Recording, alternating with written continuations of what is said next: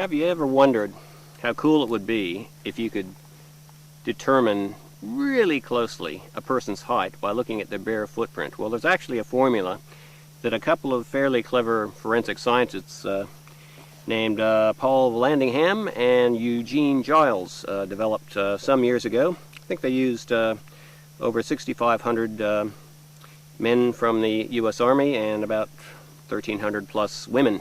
And they took their barefoot print measurements. And they developed this formula to calculate height based on bare human footprint. It doesn't work with shoes because people sometimes wear shoes that are too big or too small or too wide or too skinny.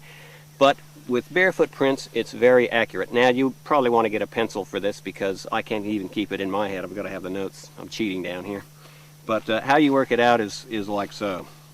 For men, and I'm doing this in meters because obviously there is a country where they still use the imperial system and they haven't quite caught up with the rest of us, but you know who you are. But I'm doing it in meters here. So for men, their height equals their foot length times 3.447 plus 82.206 centimeters.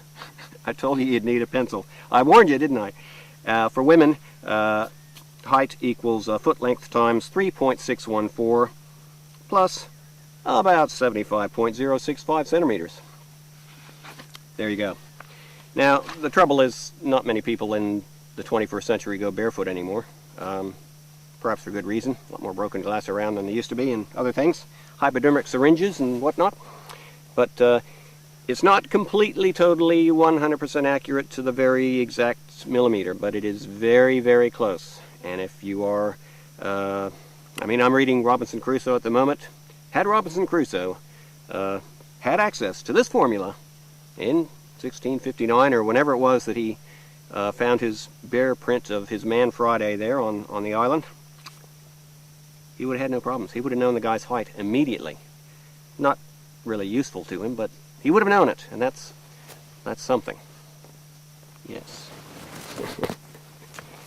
That's something.